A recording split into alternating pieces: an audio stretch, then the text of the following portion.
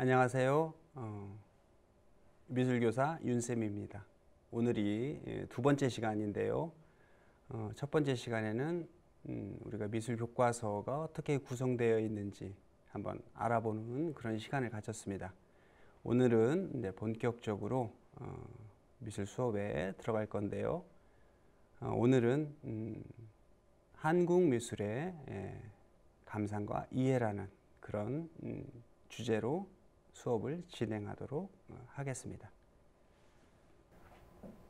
네, 이번에 여러분들에게 설명할 그림은 김홍도가 왕의 명령을 받아서 그린 금강산의 그림입니다. 이 그림은 단독으로 되어 있는 것이 아니라 여러 그림들이 한 권의 책으로 되어 있는데, 선생님이 직접 이 그림을 봤는데 크기가 여러분들이 보는 보통 책 크기 정도밖에 되지 않아요. 자, 그런데 선생님이 거기에 빨간 화살표를 이렇게 해놨어요.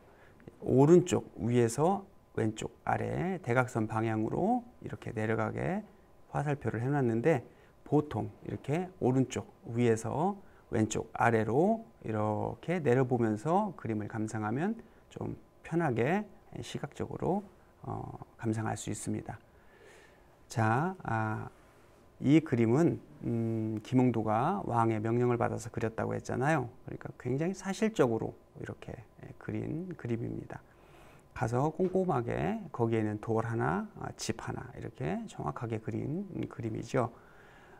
지금 같으면 동영상도 많고 도로도 잘 뚫려 있어서 직접 가면 될 텐데, 옛날에는 왕이 함부로 직접 다닐 수가 없으니까 이렇게 화가들에게 그려와라 이렇게 명령을 해서 궁궐에서 감상을 했던 모양이에요.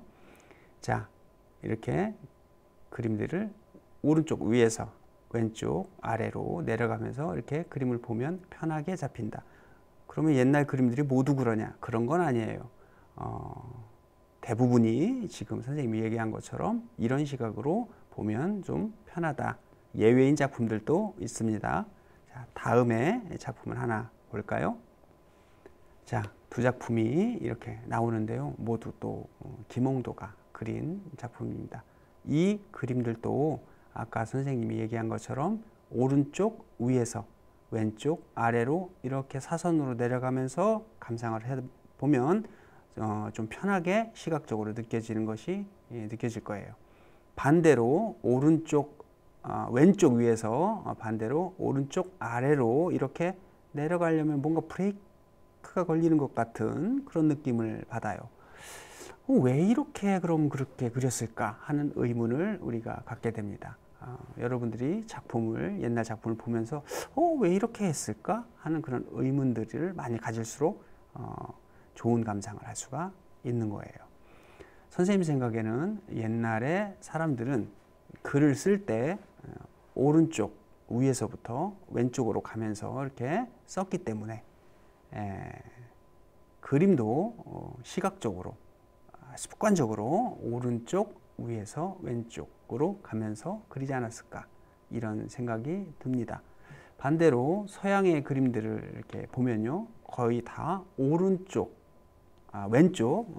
왼쪽에서 오른쪽으로 가면서 이렇게 그려진 것을 알 수가 있어요. 서양 사람들은 오른쪽에서 왼쪽으로 글을 쓰기보다 왼쪽에서 오른쪽으로 가면서 이렇게 글을 썼기 때문에 그렇지 않았을까, 이런 생각을 해봅니다. 어쨌든 대부분의 그림들이, 동양의 그림들은 오른쪽 위에서 왼쪽 아래로 내려가면서 이렇게 그림을 그린 그림들이 대부분이어서 시각적으로 그렇게 감상을 하면, 그렇게 이동하면서 감상하면 좀 편하겠다 하는 그런 내용이고요. 또 하나는 김홍도가 그린 왼쪽에 있는 그림을 보면 배 타고 있는 사람이 두 명 있고, 위에 절벽에 꽃이 피어 있는, 복숭아 꽃이 피어 있는 걸 감상하는 그런 그림인데요. 자, 우리가 지금 이 그림 바깥에서 그냥 그림을 이렇게 보는 게 아니라 내가 저 배 탄 사람이라고 생각하고 감상하면 조금 더 그림이 확 다가옵니다. 내가 배 탄 저 사람이라고 생각을 하고 절벽 위에 꽃을 바라보면 조금 더 내가 그림 안에 들어있는 듯한 그런 느낌을 갖죠. 즉 동양의 그림들은 대부분 다 이렇게 내가 그림 안에 들어 있다고 생각하고 감상하면 더 좋은 감상을 할 수가 있습니다. 반대로 서양의 그림들은 내가 캔버스 화면 바깥에 서 있다라는 느낌을 주게 되죠. 서양의 특성과 동양의 특성이 이렇게 나뉩니다. 자, 오른쪽에 있는 김홍도의 그림을 한번 볼까요? 멀리 산이 이렇게 있고 주변에 하얀 중간에 포장이 쳐져 있고 마당에서 여러 사람들이 잔치를 지금 하고 있는 그런 그림인데요. 이 그림을 보면 저 멀리 원경에 있는 산은 아래에서 위로 올려다보면서 그린 것 같고 중간에 있는 하얀 포장은 내 시각과 수평으로 이렇게 그린 것 같이 보이고 마당에서 있는 사람들은 위에서 아래로 내려다보고 그린 것처럼 이렇게 표현했어요. 그럼 그림을 조금 배운 친구들은 투시 원근법에 맞지 않는데 이렇게 생각할 수 있거든요. 예를 들어 위에서 내려다본 그대로 투시법에 맞게 그렸다고 친다면 하얀 포장에 사람들이 전부 가려서 그 속에 무슨 일을 하고 있는지 알 길이 없어요. 그래서 일부러 김홍도는 포장은 수평적인 시각으로, 저 멀리 있는 산은 올려다보는 시각으로, 그 다음에 마당에서 잔치하고 있는 사람들은 내려다보는 시각으로 세 개의 시각을 한 화면에 교묘히 결합시켜서 이런 시점 이동을 시킨 작품을 만든 겁니다. 자, 우리들이 흔히 동양의 산수화를 볼 때 바라보는 시각이 내가 아래에서 위를 올려다보면 고원이라고 하고 수평으로 바라보면 평원이라고 하고 위에서 아래로 내려다보는 시각은 심원이라고 합니다. 이런 그 동양의 시각이 이 작품에도 그대로 반영이 되었다고 할 수가 있겠습니다. 자, 그 다음에 작품을 한번 볼까요? 이 작품은 겸재정선이 그린 그림의 부분도인데요. 여기 가운데에 있는 위로 끼드랗게 그려져 있는 기와집을 한번 보면 소실점이 나오는 투시 원근법에 맞지 않게 뒤로 가면 갈수록 기와집이 크게 그려져 있어요. 만약에 이것을 1점 투시에 근거해서 기와집을 그리게 한다고 하면 어떤 일이 발생하느냐, 그 속에 있는 닭이라든지 거기 보면 학도 있고 사람들이 여러 사람들이 활동하고 있는 모습이 보이는데 이 사람들을 담을 방법이 없어요. 그리고 그렇게 투시 원근법으로 그린다면 멀리 있는 저 뒤에 있는 사람들은 점으로 표현할 수밖에 없거든요. 그렇게 되면 앞에 있는 나무와 나무잎을 점으로 표현했는데 그 점과 사람과 구별이 가지 않습니다. 그래서 이 집 속에서 생활하는 사람들의 활동 모습이 무엇인가를 표현하기 위해서는 거꾸로 투시 원근법을 파괴시켜서 이렇게 표현할 수밖에 없었던 거지요. 그럼 이 사람들이 투시 원근법을 몰랐느냐?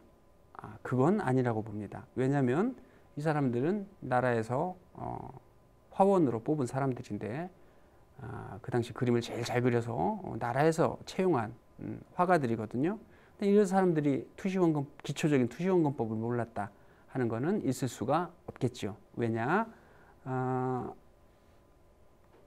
아까 본 김홍도의 그 잔칫날의 그림들을 보면 저 멀리 있는 산에 나무들이 투시 원근법에 맞게 작게 이렇게 표현된 것으로 봐서 이 사람들이 투시 원근법을 몰랐을 리는 없습니다.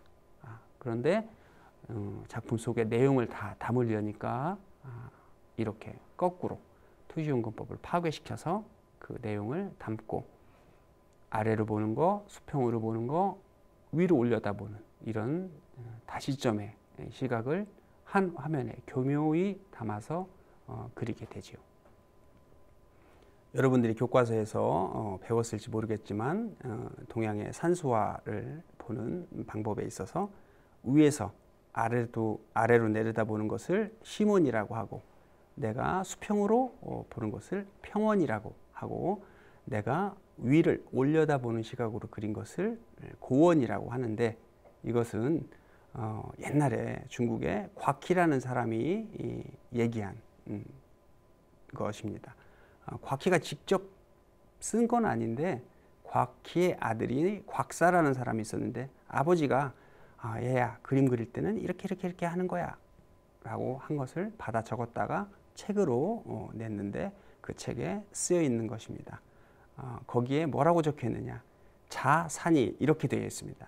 그건 뭐냐, 곽희 자신의 키를 기준으로 해서 시각을 바라봤다, 이 얘기겠죠. 자, 그럼 다음 그림들을 한번 봅시다. 자, 다음 그림은 겸재정선이 그린 금강전도인데요. 우리들은 이 금강전도를 보면 국보로 지금 호암미술관에 소장되어 있습니다. 에버랜드에 있는 그 호암미술관 말이죠. 근데 이 그림을 보면 금강산이 이렇게 생겼나 보다 라고 생각을 그냥 쉽게 해버리기 십상입니다. 그런데 사실 금강산이 이렇게 생기지도 않았고 이렇게 다 모여 있지도 않습니다. 그런데 이건 겸재정선이 자기 상상 속에서 재구성한 거죠. 무턱대고 상상했을 리는 없고, 기록에 의하면 겸재정선이 4번이나 금강산을 직접 발로 여행하고 스케치하고 했던 기록이 나옵니다. 그러니까 이 사람은 금강산 곳곳을 다 체험해 본 거죠. 그러니까 자기가 본 것, 안 것, 느낀 것, 체험한 것, 이런 것들을 상상한 것, 이런 것들을 전부 종합해서 이렇게 그리게 됩니다. 마치 그림이 헬리콥터를 타고 위에서 하늘에서 내려다본 것 같이 이렇게 그렸는데, 그 당시에 헬리콥터가 있을 리도 없고, 또 선생님이 조사해 보니까 금강산 주변에 이렇게 금강산을 확 내려다볼 수 있는 그런 높은 산이 없어요. 그럼 이건 어떻게 했을까? 우리는 이렇게 옛날에 작품들을 보면서 의문을 갖고 하나씩 해결해 나가고 이해해 나가는 그런 과정을 한번 가져보는 것이 좋지 않을까, 이렇게 생각을 해봅니다. 자, 이 그림은 아까 얘기한 것처럼 겸재정선이 금강산을 두루두루 보고 상상해서 이렇게 그려 놓은 겁니다. 그래서 자기가 가본 곳이기 때문에 정확하게 잘 알고 또 표현할 수가 있었겠지요. 거기에 상상력을 더해서 마치 위에서 하늘에서 내려다본 것 같이 이렇게 하나로 구성을 했습니다. 자, 다음은 읽는 그림에 대해서 한번 얘기를 해볼까 해요. 지금 여러분들이 보고 있는 그림은 현재 심사정이라는 사람이, 조선시대 사람인데 현재 심사정이라는 사람이 그린 그림이에요. 굉장히 빠른 필치로 샤샤샥 이렇게 그린 것 같아요. 거기에 보면 내용이 어떤 건지 한번 보면, 백로 한 마리가 있고 거기에 위에 이렇게 줄처럼 길게 이렇게 있는 게 연밥입니다. 연밥. 즉 연밥 한 개하고 백로 한 마리를 그린 건데요. 자, 이것은 일로, 그러니까 한 백로하고 일과, 하나의 연밥, 과일이라고 이렇게 읽어서 일로 일과 이렇게 읽습니다. 일로 일과가 따르게 표현하면 일로, 여기에서 로자는 길을 타는데 한 번에 과거에 급제해라, 이런 뜻하고 말이 발음이 비슷하기 때문에 이 그림은 그냥 백로하고 연밥을 그린 게 아니라 한 번에 과거에 급제해라 하는 누구한테 주는 그림이었겠죠. 축하용 그림이라든지 기원하는 그림, 이런 게 되겠습니다. 자, 두 번째, 이건 민화인데요. 좀 우스꽝스럽게 귀여운 호랑이 한 마리하고 까치 한 마리가 이렇게 있어요. 자, 이거는 호랑이하고 까치를 이렇게 그냥 그린 게 아니라 새에 옛날에는 대문에 이런 그림들을 붙였다고 합니다. 이건 벽사에 의미가 있는 그런 그림인데요. 이런 그림은 어떻게 읽느냐? 신년보시라고 있습니다. 새해에 좋은 일만 생겨라, 이런 뜻이겠죠. 근데 원래는 이 호랑이가 아니고 표범이었답니다. 표범의 표자와 보자가 발음이 같아서 이렇게 생긴 일인데요. 우리나라에는 표범이 그렇게 드물었어요. 있긴 있었는데 그래서 표범을 잘 보지 못한 우리나라 사람들이 호랑이로 바꿔서 이렇게 그렸죠. 자, 그 다음에는 묘작도라고 하는 변상벽이라는 조선시대 화가가 그린 묘작도라는 그림이에요. 자, 이 그림을 보면 그냥 고양이를 정말 잘 그렸구나 그냥 그렇게 생각할 수 있는데 변상벽은 진짜 고양이를 너무 잘 그려서 별명이 변고양이라고 했다고 해요. 근데 이 내용을 보면 고양이가 있고 참새가 6마리가 있는 게 보여요. 고양이가 참새를 잡아먹으려고 하는 그런 그림이다라고 생각할 수가 있는데 가만히 내용을 보면 고양이는 참새는 아무 관심도 없는 것처럼 보이거든요. 자, 이 그림은 어떤 뜻이냐? 고양이가 70살을 뜻하기 때문에 70살 먹은 노부부가 6명의 자식을 두고 오래오래 기쁘게 생활하기를 축하하는 그런 그림입니다. 자, 그럼 소재에 따른 우리가 상징들을 한번 알아볼까요? 돌은 장수의 의미가 있고 모라는 부귀의 의미가 있고 나비는 80살 뭐 이런 여러 의미들이 있습니다. 주로 이런 의미들은 우리나라의 민화에 이렇게 자주 나타나는데요. 너무 내용이 방대하니까 그 부분은 민화에 대한 거는 다음 시간에 따로 모아서 한번 여러분들께 안내하려고 합니다. 자, 여기 보면 돌이 그려져 있고 모란이 그려져 있는데 이 그림은 그렇다면 어떤 걸 뜻할까요? 그렇죠. 부자로 오래 살아라 이런 뜻이 되겠습니다. 자, 그런데 무조건 그런 거 좋은 걸 다 그리면 좋으냐? 그렇지는 않아요. 쏘가리를 2마리 그리면 그 사람은 영무죄로 죽었습니다. 또 모란과 나비를 한꺼번에 그리지 않지요. 왜냐? 나비가 아까 얘기한 것처럼 80살을 뜻하기 때문에 80살까지만 부자로 오래 살아라 이런 뜻이 되니까 제한적인 의미가 되잖아요. 그러니까 모란과 나비는 한꺼번에 그리지 않습니다. 자, 그렇다면 지금 이 그림은 아주 귀여운 고양이 한 마리가 나비하고 같이 있는데 김홍도가 그린 황묘 농접도라는 그림입니다. 황묘, 노란 고양이가 농접, 나비와 놀고 있는 그림이다 이런 뜻인데 자, 이 그림도 선생님이 직접 봤는데 정말 감탄할 만하게 세밀하게 잘 그렸습니다. 그런데 이 그림도 의미가 있거든요. 거기에 보면 우리가 고양이가 있고 나비가 있고 페랭이 꽃이 있고 돌이 있습니다. 언뜻 보기에는 그냥 풀밭에서 고양이가 나비하고 논다 이렇게 생각할 수 있는데 이것은 각자의 의미가 있죠. 아까 선생님이 얘기했던 것처럼 나비는 어떤 의미, 고양이는 어떤 의미, 페랭이는 어떤 의미, 돌은 어떤 의미, 각자의 의미들이 다 있거든요. 자, 이 소재들에 따른 상징과 의미를 여러분들이 해석해서 이 그림을 한번 해석해보는 그런 시간을 가져보도록 하겠습니다. 자, 활동지를 올려놨는데요. 여러분들이 이 활동지를 응용해서 한번 만들어보는 그런 시간을 갖도록 하겠습니다. 자, 오늘 수업 어땠나요? 선생님은 여러분들한테 전해줄 내용이 많아서 말이 막 빨라졌는데 다음에는 좀 더 알찬 내용으로 좀 더 좋은 내용으로 만나보고자 합니다. 자, 그러면 다음 시간에는 다른 선생님들께서 여러 가지 수업으로 재미있는 구성을 해오셨어요. 다음 시간에 여러분들 이렇게 온라인 수업 계속 받지 말고 학교에 등교하면서 수업을 받을 수 있는 날이 곧 왔으면 하는 바람으로 이번 시간을 마치도록 하겠습니다. 다음 시간에 만나지 말고 학교에서 만나요. 바이바이.